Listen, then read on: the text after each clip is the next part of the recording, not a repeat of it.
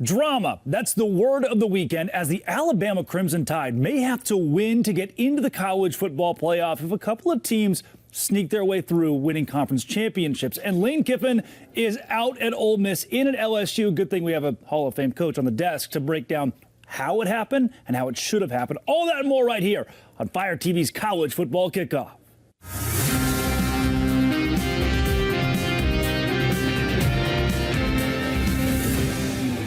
You're watching Fire TV's College Football Kickoff, presented by California Almonds, the unofficial snack of football. Shaped like a football, fuels like a champion. Join us every week as we predict who will deliver when crunch time hits. Snack good, eat almonds. I'm your host, Drake Toll from Locked On Big 12 and the Savannah Bananas organization, and we're coming in hot from the heart of college football country in Dallas, Texas. On set with me, two legends, 22-time Coach of the Year, Gary Patterson, and former Tar Heel and Dallas Cowboy, Jesse Holley. Every week throughout the season, we'll be right here breaking down the matchups, the moments, the madness with expert analysis from across the nation. Look for new episodes every Thursday on your Fire TV and Echo Show devices. This is your all-access pass to the weekend ahead in college football. Let's kick it off. There's a chance, Jesse, that the Alabama Crimson Tide, out of the mighty SEC, despite they could win this game and they know they're in. But in spite of where they sit in the SEC championship, they lose that game and BYU beats Texas Tech. There's no Bama in the postseason. And that, you know what? And for this season, that would be okay. But here's why. I think because one of the things about the college football playoffs is, yes, you want some of your blue bloods in there. You want to make sure that your Georgia and your Alabamas are in there. But you also get an opportunity to introduce some of these new teams to the country, right? A team like BYU, if they happen to get into the college football playoffs, now that's an introductory to the world of football. And I'm not saying it's an every year thing. And, you know, there is this committee thing that we can say one thing today, but the committee makes their own rules tomorrow. But if Alabama just so happens to not be in this, okay, people of Tuscaloosa, your mighty Big Roll Tide may not be in it, but the nation gets to see other football teams on a national stage. That's not a bad thing. Well, and the SEC have already had schools at universities that are they're going to be in the playoffs already. So it's not like, well, they're shut out. You know, there's a chance maybe of having 5, then maybe 6 total. That's half the field, no doubt. So let's go there next, where the College Football Playoff Committee put their top 25 this week and where Coach would have his on the rankings report.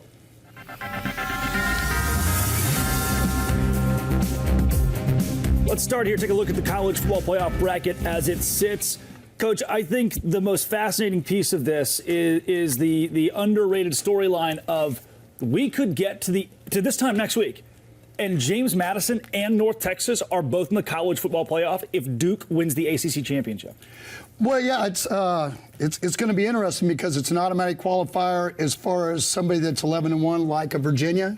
But for somebody that has 3 or 4 or 5 losses, it's not going to be 5 losses. It's not going to be. It's not going to be that situation because you're sitting here with a Texas would have a big argument with 3 losses, and right now they sit outside the top those 10. So it's going to become very interesting before it's done. Yeah, there's no way that Texas gets in. I don't think there's any way Miami gets in at this point. The committee can't.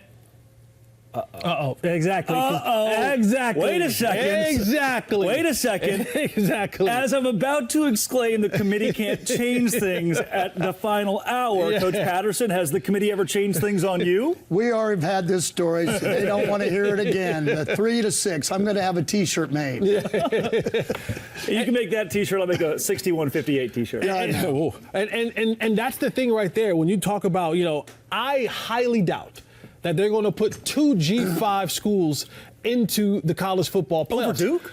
What I'm saying is this is where the conversation starts coming out, where the committee starts to make its own rules up as we go along. Because let's be honest, like if you look at some of those odds would be, you're talking about an Ole Miss having to go play a James Madison or a Tulane type of school. But what's the difference if it's Ole Miss James Madison or Ole Miss Duke? I mean, if we're being honest with ourselves. Tulane did beat Duke in the regular season. Yeah. So that's, you have a head-to-head just like Notre Dame and Miami, and that's why I'm okay with one of them getting in. Yeah. But when you're adding two of those in there, I think now you start talking about the discrepancy of talent, of conference play, and that score can get out of hand. Now, like I said earlier, I don't mind introducing the country to a new team, but this is where the committee starts talking about, what's best for TV programming. TV programming doesn't want two G5 schools in there. They much rather have a team like Notre Dame or Miami, and that's where things can get a little bit wonky, and the committee can start to say things like, well, we felt this and we felt that,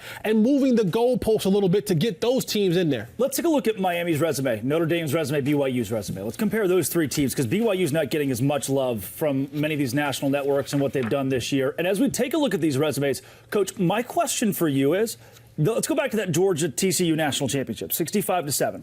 If that game, some people have talked about this a lot on social media, if that game is 31-24, is BYU number 8 in the country right now? Like, is the playoff committee, kind of to your point, saying we can't have another bloodbath in the college football playoff if we allow a Big 12 team in here? Well, and two things have happened. Number one, they left us out in 14, TCU, and so I think they felt like they needed to, even though they lost the Big 12 championship game, they needed to be able to put them in. So they got their opportunity, and then when they did beat Michigan, yeah. they got to the game, but when they got to the game, they needed to do a lot better. And I agree with you. I think that's one of the reasons why, even though he's not going to go to Penn State, that Coach Satake, if he was thinking about it, is because he's got an opportunity to be an 11-1 regular season, right? 2 times in a row, last year and this year, and he gets left out of the playoffs, and he's got to win against a really good Texas Tech team, right, this week in the championship game to get an opportunity. I mean, he has to be perfect just about to be able to get that done. And that's hard when you sit in those teams where you love the university you're at. But at the end of the day, if you really want to win a national championship, you really want to do this, and people, not that your goals are not in that place, but they don't believe, because who you play on a day-to-day basis puts you in a situation that your resume, your Riz, puts you in that situation where you can do that, right? Let's get to your locks, your lurkers, your teams don't have enough Riz, whatever that means. First, let's see again that Miami resume super quickly. Miami, Notre Dame, BYU. I alluded to it. For Miami, 10-2 this year. Their key win is that Notre Dame. When you see their losses, the committee would argue those losses aren't good enough. That strength of record or strength of schedule is not good enough for Notre Dame. They also sit at 10-2. They've won 10 consecutive games. Their key wins aren't that sexy right now, but when you've won 10 straight and you have the ND on your helmet that's going to help you, then there's BYU.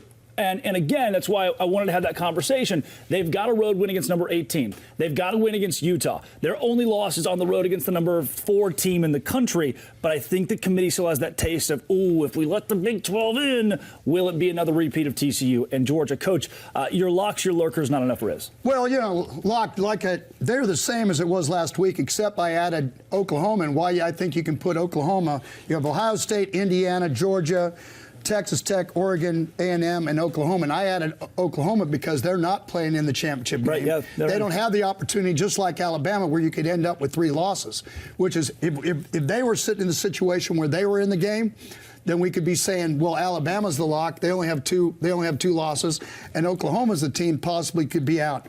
Now, the lurkers, it's the same, but we just talked about the resume people. BYU, they've got to win the championship game. Notre Dame, Miami.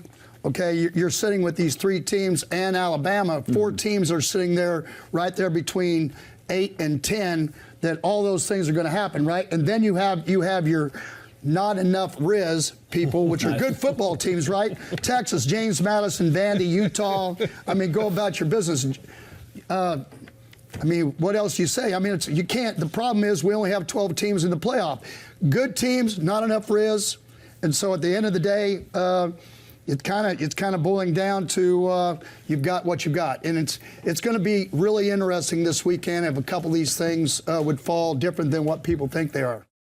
Hey, today's show is brought to you by Aura Frames. Look, it is the #1 gift. Last year for Christmas, I gave my grandma an Aura Frame. She loved it. It was her favorite thing. She could sit there and just bloop, bloop, new picture. Wherever I'm going, wherever I'm traveling, I live 2,000 miles away, and it didn't matter. Her Aura frame was sitting right there with all kinds of pictures of me and the family and everybody else that we love and care for. You can go right now and give the best Christmas gift possible, AURA frames. Aura isn't your average picture frame. You could preload, I should say, the frame with photos before gifting it, so when they plug it in, the memories are already there. Especially grandparents. Endless photos, endless uploads of pictures, and 30-second videos to the Aura app. For a limited time, save on the perfect gift by visiting auraframes.com to get $35 off Aura's best-selling Carver matte frames, named #1 by Wirecutter. AURAframes.com, promo code COLLEGE. Use my promo code COLLEGE at checkout. Terms and conditions apply. Support this show at auraframes.com.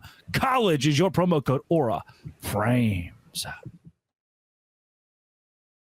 Yeah, let's hop into our game of the week then and talk about the actual matchups happening on Saturday, Friday and Saturday. Alabama versus Georgia is where we'll start.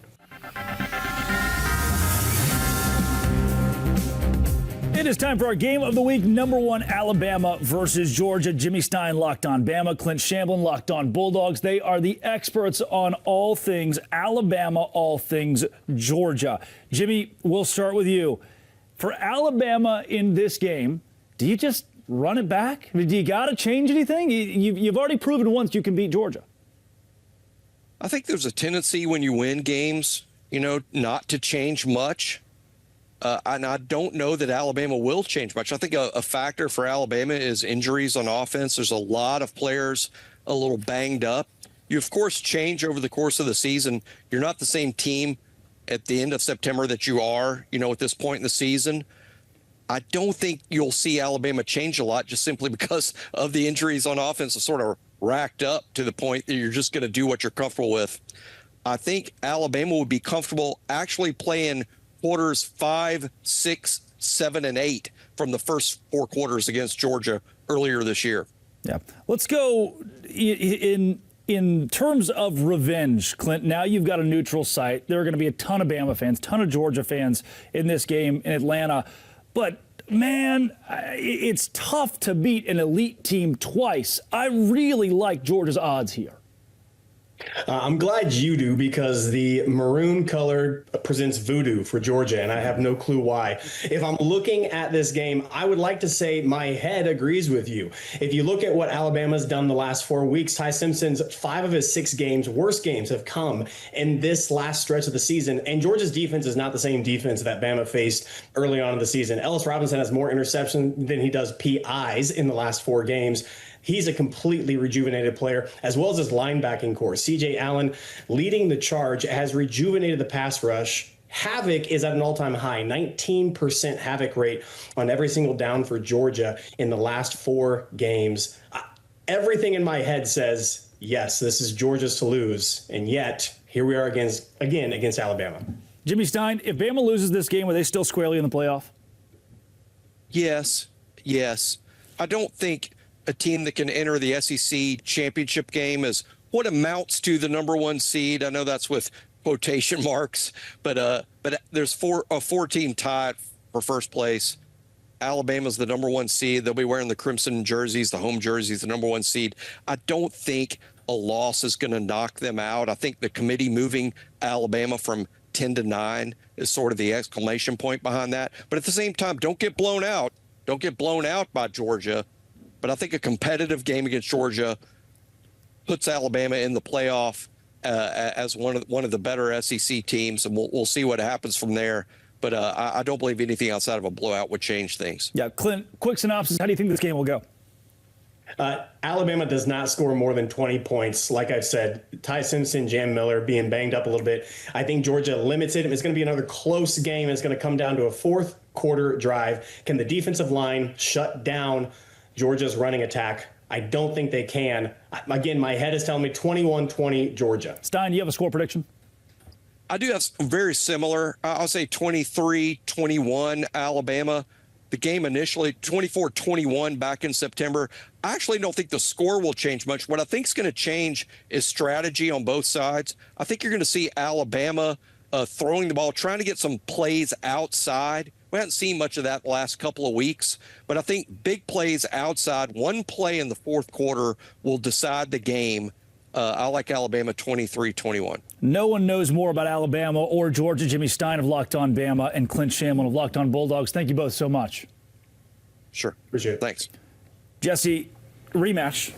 I asked Coach about rematches, talking about, if you lose the first time, going into game number 2, tough to beat an elite team twice, tough as an elite team to lose twice. But if you're on your heels, if you're Georgia, you already know you lost to this team. What's that mentality in the locker room? I think when Georgia looks at their season from where they lost at to where they're at now, I think you see a completely different team. This team was Kirby Smart's team was a very young football team. A lot of guys were playing that were freshmen and sophomores. And I think, hey, Coach, this, as the season goes along, those guys begin to mature. They go on and they play these big games. And some they win and some they lose. And then when you get to that latter part of your season, those young guys, those kids who, started out a little bit shaky have now gained confidence. They understand your scheme. They understand what you want to do. And now they're able to play fast. They're not thinking about what to do. They're just going out there and having their supreme talent take over. And I told you guys this a couple weeks ago. When I saw Georgia live in person, I came out of that game against Mississippi State and I said, this is the most dangerous football team in the country. They are physical, they are dominant, and they are playing both sides of the football really well right now. So I think if they just bring that to the table, that'll be enough to knock off Alabama. Well, the same problem that BYU, Texas Tech has, but then Alabama has. It's hard to beat somebody twice. Yeah. I mean, it's just hard. Just the mental psyche of understanding that you've already done it once, and then the other side of it, meaning you were the team that lost going in. And I agree with you. After watching a lot of film, I would tell you Georgia is a completely different football team on both sides of the ball and in special teams than they were 6 weeks ago. Well, that's not our only game of the week. Good thing there's a whole slate of Saturday football that decides who gets in the college football playoff. Ohio State, Indiana. We weren't treated to that in the regular season, so we get it now in the Big Ten Championship. It's game of the week, number 2.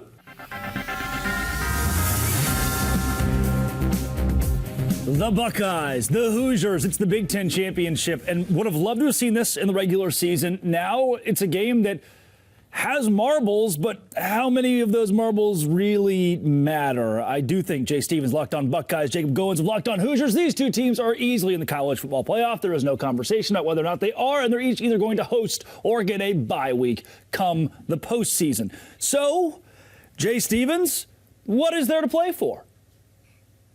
A trophy, the chance to be the champions of the Big Ten. I think there's a lot to play for Ohio State. And as Ryan Day has said, leading up to this game, there's nobody on this team right now that has a Big Ten championship in their resume. So there's a lot to play for. Just like last week, Ohio State's win over Michigan, those guys were that was the first time beating Michigan. This is the first time these guys even have a shot to win a Big Ten title, which still means something at Ohio State. Yeah, Jacob Goins, there's more for Indiana to play for here, and further proving that this is not fool's gold. They are a legitimate powerhouse in college football now under Curt Cignetti. Is this one of those cornerstone games you point to and say, hey, if we beat Ohio State by 10, 14 points, it just further solidifies that Indiana's here to stay? Yeah, I mean, I think a win in general, whether it's by 1, whether it's by 10 or by 50, if you win this game, you get over the hump that you couldn't get over a year ago against Ohio State, right? And now you have an opportunity to play at neutral site, not in Columbus, and get the biggest win in your program history and your first ever appearance in the Big Ten championship game. And thankfully, people respect Indiana football now, as they should, but this would take it to a whole new level. Jay, I'm looking at the national championship poster behind you, right? And the list of the years that Ohio State has won. This is one of the most prolific programs in college football history. Going up against Indiana, this is the definition of new blood in our sport. How odd is this that all of a sudden, not only is Indiana on the scene, they're kind of dominating the scene? It's very odd. It's one thing in my lifetime I never thought I would see Indiana have back-to-back 11-win seasons with one of them being undefeated. It's so rare and odd that it makes this game to some people not really mean anything in Ohio State land. But I don't think Ryan Day and these players are looking across the field and looking at the IU on the helmet maybe or the Hoosier on the chest and thinking, oh, this is the same old Indiana team. That's not the case at all. You watch the film, this team is good. They're opportunistic on defense. They have a quarterback that is in the Heisman Trophy conversation, and he deserves to be there. This is not the same old Indiana even from 3 years ago. Curt Cignetti has done a phenomenal job of changing the culture in Bloomington. And Ryan Day is taking notice of everything that's going on and making sure his team is ready for battle. Jacob Goins, give me a 15-second synopsis of how you think the game will go and a final score if you have one.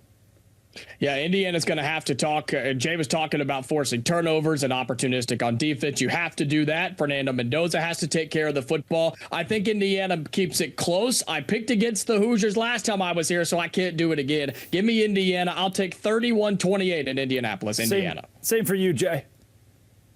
I think this game is going to be one where it's been similar to where Ohio State has played all year. Very, very efficient football. Now, I do think at some point Ryan is going to put his foot on the gas and attack a little bit harder and start throwing the ball down the field early on in the first quarter. And this could be the game where he finds a way to be efficient, but still gets the ball to his playmakers a little bit earlier. I got Ohio State winning 31-17. I know it's a little bit larger than what I think the spread is currently for this game. But I think with the way Ohio State's playing offensively, with how strong this defense has been all season long, I think Ohio State has everything they need and then some to beat Indiana and win the Big Ten title. Wow, they are the experts. Jay Stevens of Locked On Buckeyes, Jacob Goins of Locked On Hoosiers. Thanks to you both. Thank you. Jesse, the 14-point victory. I mean, I was set up. I was ready to have this conversation, and then I hear 14-point victory from Jay Stevens. That shocks me a little bit. I would be very surprised if that's the deficit. Yeah, no, I would as well. And, this is the type of game, when you talk about it, Coach and Drake, with Coach Cignetti, he likes these games. He likes being, as well as Indiana's played in this year, there's something about when he walks in as the underdog. He walks in with this chip on his shoulder, and he gets his guys to play. We saw what happened when he had to take Indiana up to Oregon and play against Oregon, and he just put the belt to tail. Does he seem bored to you? It's like it's this level of cocky I haven't seen in college football. Like he's just bored. It's too easy. Well, because he's 30 years older than everybody else, just like I am. He's seen a lot more. He's seen a lot more. So I'm looking forward to this because Indiana, while Ohio State is the best team constructed offensively and defensively in the country,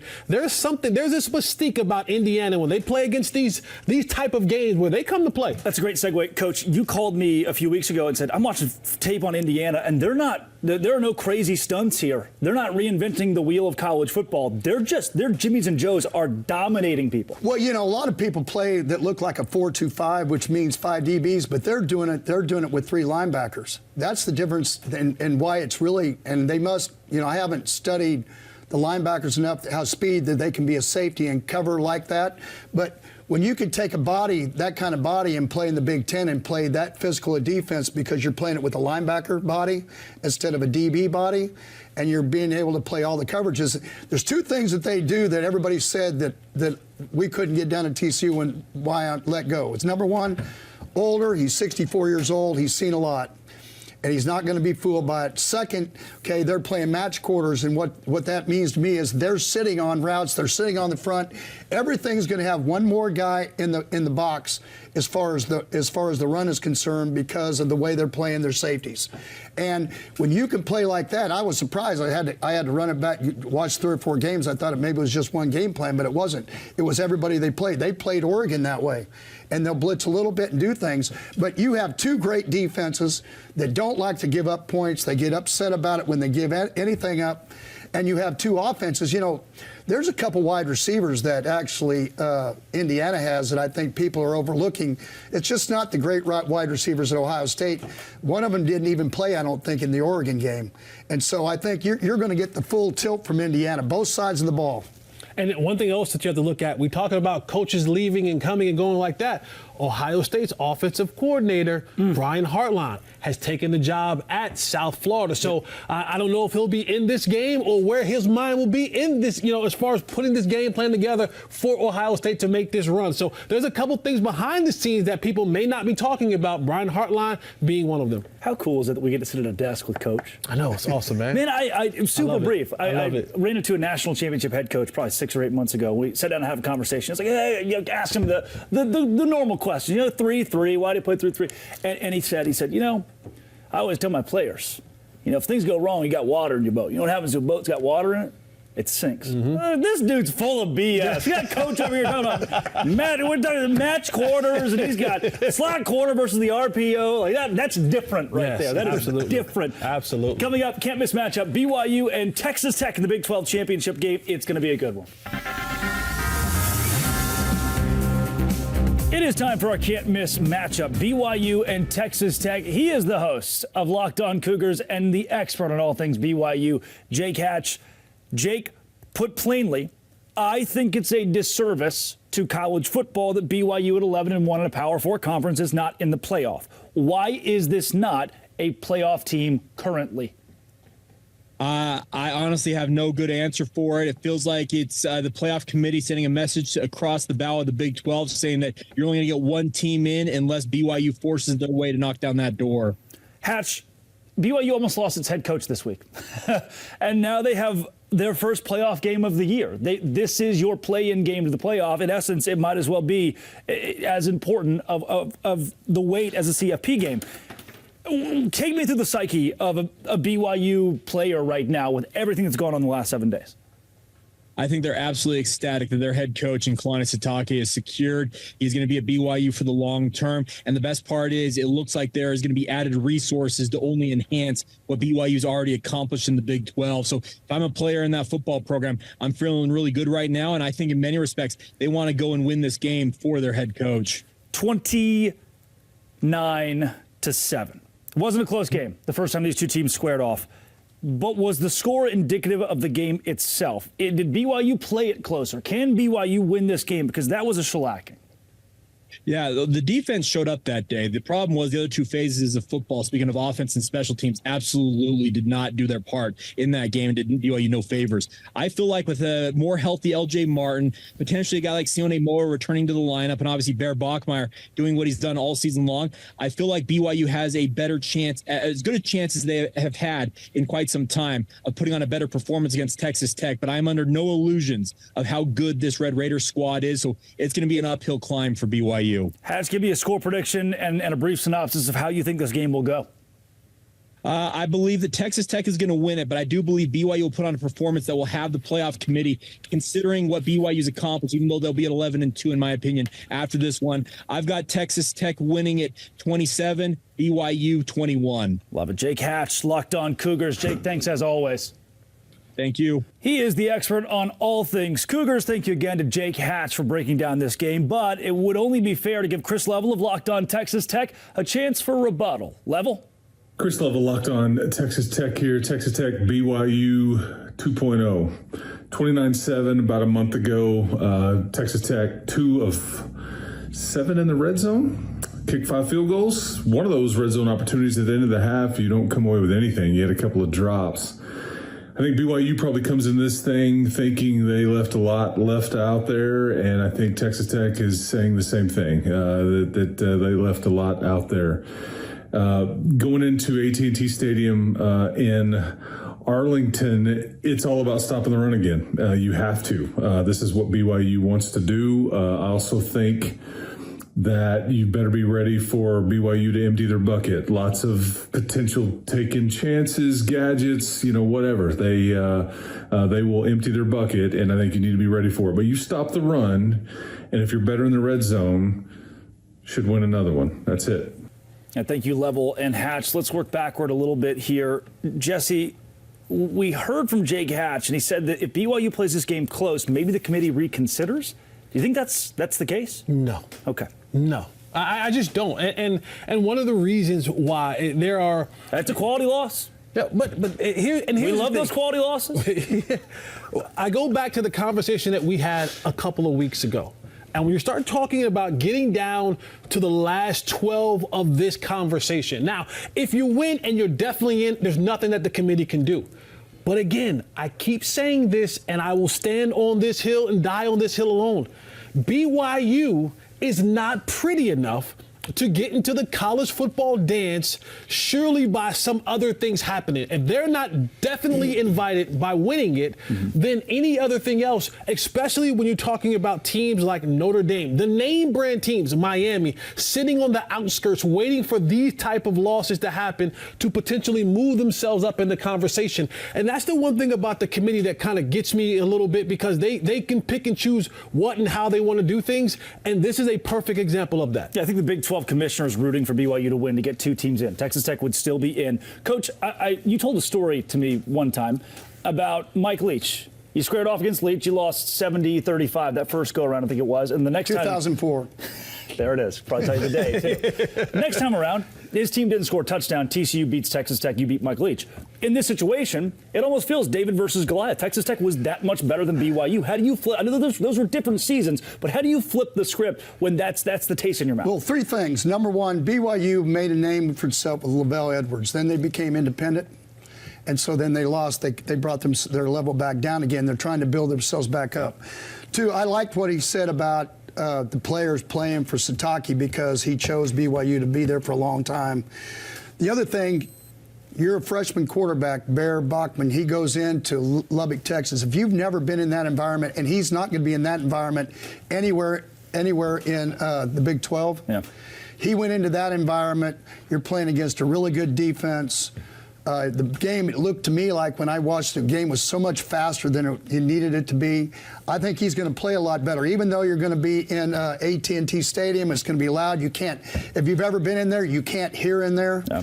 And so it's going to be different. But they have to prove to the committee that they belong, and that means they've got to win without there being any indecision about they're a really good football team, and I don't know if they're good enough to beat a Texas Tech by 14 or 17 points. Yeah. You know what I'm saying? That's the problem. I think BYU has to win this game. If there's a stat that I lean on here to give BYU fans a little bit of hope, and again, I think we all agree as a desk, Texas Tech, this is their game to lose. I mean, they punished BYU that first time, but the Cougars, the 149 rushing yards Tech had in that first game, 76 of them came on 2 carries. The rest, 41 carries for half of that number. That's a lot different. You limit the chunk plays. You limit Texas Tech overall. BYU, if they can do that, will at least have a shot. Hey, today's show is brought to you by FanDuel. FanDuel is exactly where I go for this Big 12 championship game to say, look, I do think Texas Tech's going to win, but by 14 points, that's a good chunk. They did it the first time, but the ball bounces the other way once, twice. 14 is a lot. So I'm going to go to FanDuel. I'm going to go plus 14 for BYU. Texas Tech wins by 7 or 10 or 3, but BYU covers. And with the NFL being here as well, the Sundays move fast. The Saturdays are still moving fast, and FanDuel makes it so exciting. Live spreads, money lines, and they all adjust instantly. Player props update as guys heat up, or your prayer props if you're a BYU fan. You can bet next touchdown scores, drive results, totals, and more if you want to be the right and in the right. Right now, FanDuel.com. Place your NFL live bets all season long. FanDuel, the game moves fast, and so can you. FanDuel is the exact place to go right now. FanDuel, you can play right now. Coming up, Lane Kiffin leaves Ole Miss. He decides to go to LSU, and that documentary that was released a month and a half ago feels kind of moot. We got a coach on the desk who knows a little something about getting offers to go other places. We'll get Coach's thoughts on Coach's Corner. Coach Kiffin, the new head coach at LSU. I'm very excited for Lane as a coach. You know, an opportunity. His goals were to get to a place where he feels like he has a better chance to win a national championship, money, resources, all the things he did. You know, being a coach, though, that's been inside the office, around the players, around coaches. I went through that whole move myself back in 2000 when Coach Franchione went to Alabama. The defensive coordinator, just like at Ole Miss, was hired to be the next head coach at TCU. And here's the thing that happened with you. You got to understand, when you move, I really believe that you have to do it the right way, because here's the thing that I think head coaches, sometimes we all forget. Sometimes it wasn't just you that got this done. It was the players that got it done. It was the coaches that got it done. It was the people in the community, the boosters, the fans, everybody had an opportunity to be a part of how everything turned out and all the resources that Ole Miss put in. I take my hat off. I take my hat off to their AD, Keith Carter. I mean, here's a guy that had, I'm sure he wasn't the voice behind all of it. Here's a guy that had to stick by his guns and say, here, Coach Kiffin, you're not going to coach in the playoffs. Now, what happened at TCU was that Coach Fran wanted to take the offensive staff with him, and I told him, having been all together, I said, you know, it wasn't fair to the players nor to TCU or to everybody else have an opportunity to go coach. And so basically the rest of the staff, besides the offensive coordinators, they stayed and they coached and went about their business. I thought it was the right thing to do. You have a couple different schools, Tulane, where John Summerall going to Florida is going to go ahead and coach in the championship game, possibly the playoffs. And then also Bob Chesney at James Madison might be in the same situation. But I think what you got to understand is, I think, at least from my personal opinion, because of all the craziness out there, and this started with Matt Campbell a couple of years ago, you saw 7 or 8 coaches, and you talk about Rhett Lashley, Coach Signetti, Kalani Sitake. You've got coaches that have decided that, you know, they're going to stay with the places that have helped them become who they are, and all the success they've had. And I think that's the biggest thing, fellas, that I think everybody understands. I don't think anybody has a problem with Lane Kiffin going to LSU because of the championship and all the things that happens. I think the biggest thing, at least from my standpoint, from a coach's standpoint, because I've been inside that locker room, I've been inside that team room, is to understand. And I think what I said earlier, Coach Sitake, I think his player is going to play harder in this championship game, knowing that he chose BYU, that they were important to him. I think that's the thing that everybody doesn't understand because they haven't been there. There's an emotional part of this thing when somebody leaves, because that was their leader. And so for them to say, well, then we're also going to take the offensive staff with us and we really don't care. Now, he had pushback, and so now you see the offensive coordinator is going to stay there. You know, my thoughts and your thoughts about what you guys think from a different viewpoint. So what's tough about this is if I work at KPMG and then I get an offer from Deloitte for $7 million more a year. Like, at some level, it's business. We're talking about opportunity and new jobs. I don't fault somebody for leaving a university to go to another university. Where the rub is for me is Kiffin has spent his years at Ole Miss saying, I have been rehabilitated. I am a new man. This is the new me. and so it's just contradictory to what we've been hearing out of the Kiffin camp of, I'm changed, I do Pilates now. This is not that. But Jesse, a big piece for me, I'm going to go to LSU. They fired Brian Kelly. Coach, you brought it up. What do the players prove? He was the issue. Now we're going to win without him. No, they weren't good. Ole Miss, if you're in that locker room, you just lost your head coach. Do you prove we can do this without him? You want to say that, right? You want to be able to go in there and say, like, we play on the field, right? We're the ones who go out there and put the blood, sweat, and tears on the field. We're the ones who tackle, who run, who pass, who catch, who do all of those things. It's not coach. But there's a reason why Ole Miss went from where they were at to where they're at now. And that has a lot to do with Lane Kiffin. So yes, the players can go out and they can have that level of bravado about, we're going to go out there and win this for us and not for him. But make no mistake about it.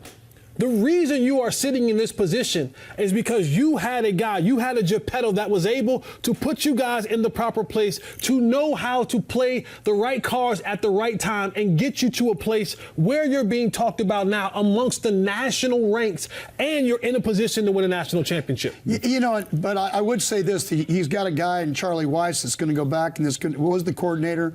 Yeah. That Lane and him have thought the same way for the last, I don't know, whether he's been there 5 or 6 years with him. And so I think just watching a couple of the things on TV as far as the press conference and then also the team meeting that Pete Golding had with the team, yeah. I think you're going to find there's a little bit of a chip on, if they didn't have a chip on their shoulder, I think you do have a chip on your shoulder now, and I do believe, you know, Lane he has a knack for how he calls plays and what he does things, but also they have some very good chess pieces at Ole Miss. The one thing I'll say, Coach, and this is just me playing devil's advocate, right? Yeah. Me calling it from the Lane Kiffin camp. Well, let's talk about one. And you know this because you were on the sideline. You were responsible for an entire team. And I always like to believe this. When you're going up against lesser competition, your Jimmys and Joes take care of things. You just got more 4-star and 5-star recruits, so it doesn't matter who else you go up against.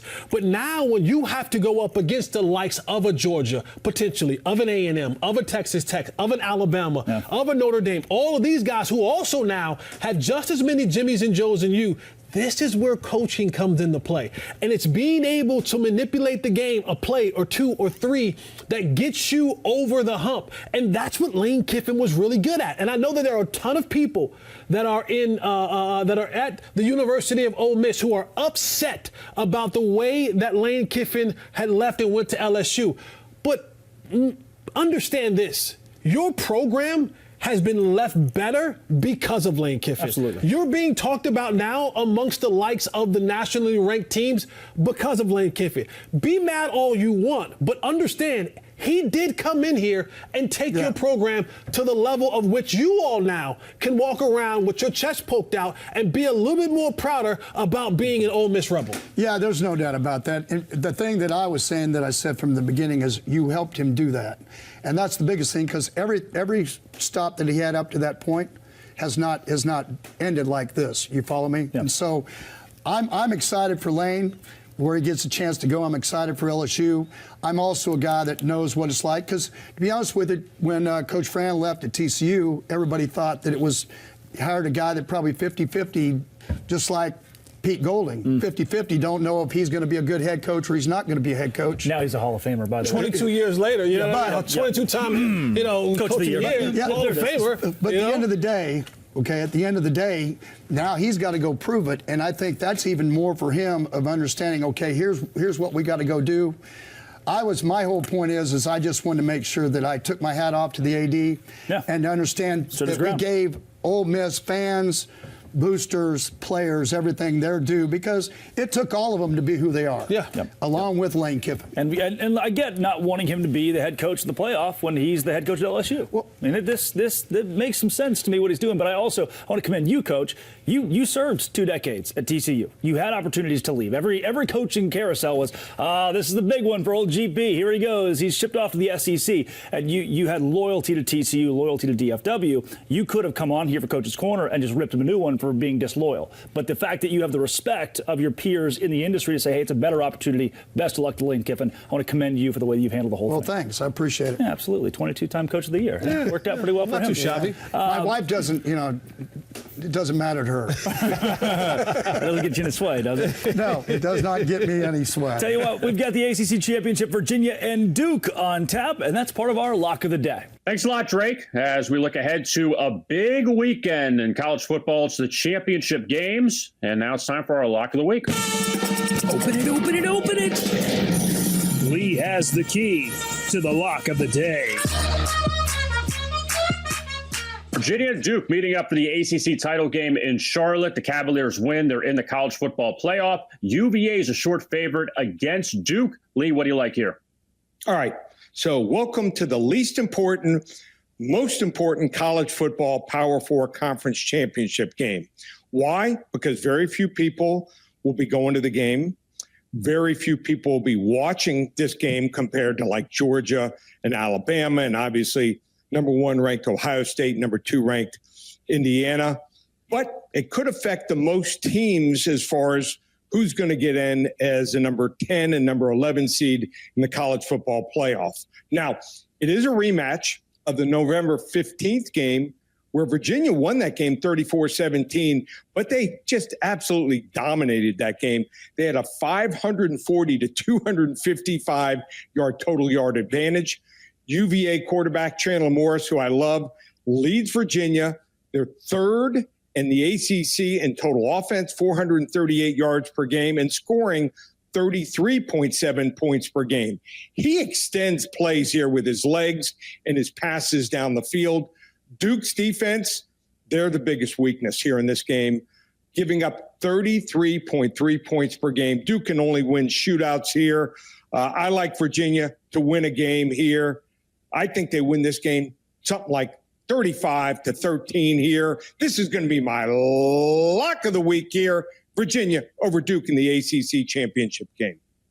And for more daily picks, subscribe to Locked On Bets. Back to the college football kickoff studio. We'll talk to you again. Thanks, Drake.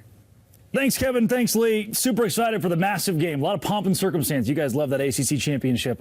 Coming up, let's predict our crunch time teams, players. Who's going to come in clutch on conference championship weekend?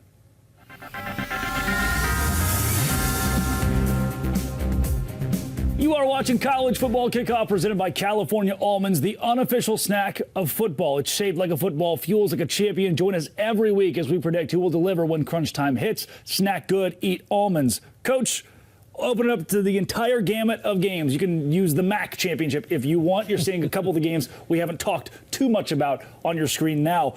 Your crunch time selection in college football this weekend. Well, Duke and Virginia, I would just tell you this. The bottom line to it is, I think Jesse will have a better handle of all that.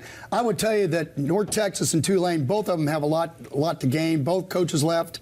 I'm going to go with Tulane just for the simple reason that it comes down to defense. I think both of them have offenses. I think the more physical team is going to end up winning that ball game. Coach is calling an upset in the American Championship game. Jesse, who is your crunch time team player? Yeah, for me, it's going to be, of course, ACC guys. So you look at the Virginia-Duke ACC championship game, and I can tell you right now, the committee does not want Duke to win this football game. I'm not saying that the committee does this, but the committee's probably on the phone with a couple guys that Lee Sterling, yeah. He know that Lee Sterling knows and said, hey, talk to some of these referees so that we make sure, because if Duke wins this, it takes this thing and turns it on its head. But in that particular game, you're looking at you heard Lee talk about it, Chandler Morrison, like the quarterback from UVA. He has to step up big for them and just do what he's done for them all year long. So he'll be my crunch time player for this game. And I do think that Virginia wins this football game. I think BYU shows a lot of fight. I'm going to go my crunch time. In crunch time, BYU is going to show a lot of fight against Texas Tech. I think they have an opportunity if the ball bounces. And there's always that big if the ball bounces the right way. But genuinely, their 3 turnovers were uncharacteristic that first game. They forced 5 field goals for Texas Tech. Chris Level mentioned that. I believe that in crunch time, BYU can deliver now that Bear Bachmeier has seen it. I know we just talked a little bit about that ACC championship with Lee and the lock of the day, and then a bit on how Virginia can win big. Kenton Gibbs of Locked On ACC thinks that outside of that game, there are 2 clear playoff teams from his conference. So the question at hand is, should UVA be in the playoffs? And the answer is a very resounding yes. I don't think that there is any other Power 4 school that is a 10-win school. Only losses coming to teams that have 7 or more wins. Also Power 4 teams. And we would sit up here and say, are they a team that is worthy to be in the playoff? This is very, very simple. You cannot just say, well, who do teams beat? And that be the end-all, be-all of the conversation for this reason. When you look at how teams' rankings are deciphered, it is oftentimes based on preseason rankings and things along those lines, which are naturally skewed towards or away from certain conferences. But when you talk about lining it up, put the football down, who has done what, it is very clear that UVA has been one of the best teams in America all year. People make the argument of, well, they're squeaking by and they're not dominating. Last time I checked, the point of football is to be 1 point better than your opponent, okay? And with that being said, UVA has gone out there 12 times this year and has done so 10. Obviously, if they win the ACC championship, they're in, but even if they don't, if the committee wants to be consistent with, we will not penalize you for losing a conference championship game, they shouldn't. They should not drop UVA in any type of way. And honestly, if I'm Jim Phillips, I'm beating on the table for Miami to get in as well, because both teams have earned the right to be in. And even beyond anything that you would say about, well, what is their record or who have they beat or anything like that, the reality is they have head-to-head matchups against teams, they have common opponents against teams that are also going to be playoff teams. And they have beaten teams that are going to be in the playoff that are a lock for sure. So again, and by the way, those teams have a identical record to them coming into the playoff. So again, I don't want to hear about, well, Vegas would have this game out of such and so. Well, we all know that such and so would do such and such, because we all knew that TCU would get destroyed by Michigan. How'd that work out? We all knew that Boise State stood no chance against Oklahoma. How'd that work out? We all know, and everybody knows all of these things before that ball is put down and before it's kicked off. And yet and still, we play the games. And when it came to playing the games this year, Virginia was one of the best at it. I don't know if we're getting Virginia in the playoff. And look, it's a good sales pitch, but I don't think we're getting Virginia in the playoff. We have talked a bit about that one. I think Chandler Morris could be the X factor. Virginia wins that game. Tulane, North Texas. Coach, you mentioned the defense. Troy and James Madison. I mean, of the 4 teams I just mentioned, 3 of them are losing their head coaches to the Power 4. But I want to go back to a little bit of where we started the show. Jesse, if Duke wins the ACC championship game, they're outside the top 25. Correct. James Madison's ranked. Tulane's ranked. Texas is ranked. It's the top 5 highest ranked conference champions.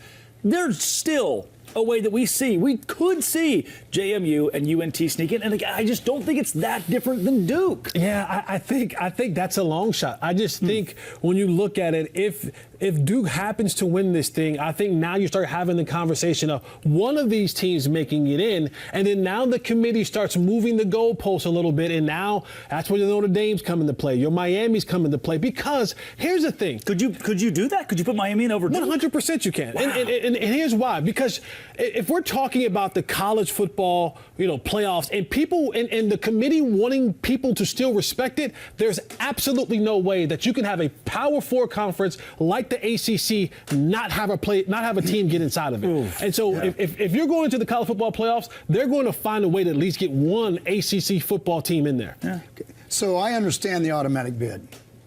Okay, but everybody you just talked about, though, besides Miami, is ranked all the way down. Yeah, There's a lot of teams in between 12 and 13 of 12, Texas, Vandy, and everybody else. Yeah. So if you go back to why did we go to a committee? We went to a committee so they could watch film and say, okay, we want to put the X amount. First it was 4, now it's 12. But 2 of them, you got X amount of automatic qualifiers from their leagues, right? Their conferences. So at the end of the day, I understand the conference. I don't really care about if you're ranked outside of the first 12, 13, then for me, it really comes down to, because people have watched film, here's where they ranked them. Hopefully they didn't rank them there because what their record was. They ranked them there because here's where they felt like they fit as a football team. That, as a coach, that's what I'd do. If I watched, I'd go back and watch these guys. I'd watch last 5 or 6 games, see how they're doing, just like I would Georgia. Yeah. Georgia's improved. They're a beast now. You're saying, do you really think that those teams can match up? Because at the end of the day, college football fans want to see the top 12. They want to see the 12 teams in the playoff, and we go about our business. Do I understand North Texas's argument? Do I understand James Madison's argument? Do I understand BYU's argument? Yeah. I understand all of it, but at the end of the day, it still comes down to how do we put the best 12 teams as we possibly can and have criteria in the ball game? And the conference title thing, I agree with it. And you have to give a little bit of notice, whether you like it or not. It's hard to be 11-1. Well, the day that Duke beats Ohio State here in 3 weeks will be foot in our mouth, I guess. And I agree. That's why I said again, I keep hearing records. Right? I keep hearing records. But for me, I want to turn on the film, and I'm going to watch it back to back, and I'm going to say, do they have a chance? Yeah. Which would work, but the committee's made up of Congress people and athletic directors who barely watch the sport anyway. I mean, we're asking people who don't know ball to try to know ball, and they can't do that. Hey, being a coach that, never know if I might get back into it. Take away that athletic director comedy just did.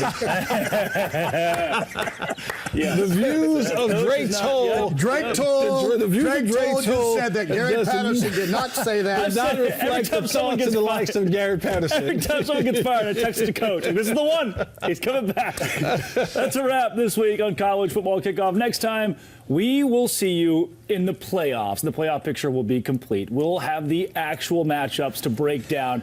Same time, same set, same unapologetic football energy. Big thanks to Coach Gary Patterson and Jesse Holley for bringing the energy and the heat. And to you for riding shotgun with us. Enjoy all the action on Conference Championship Weekend. Stay locked in, stay fired up, and we'll see you next time right here on Fire TV.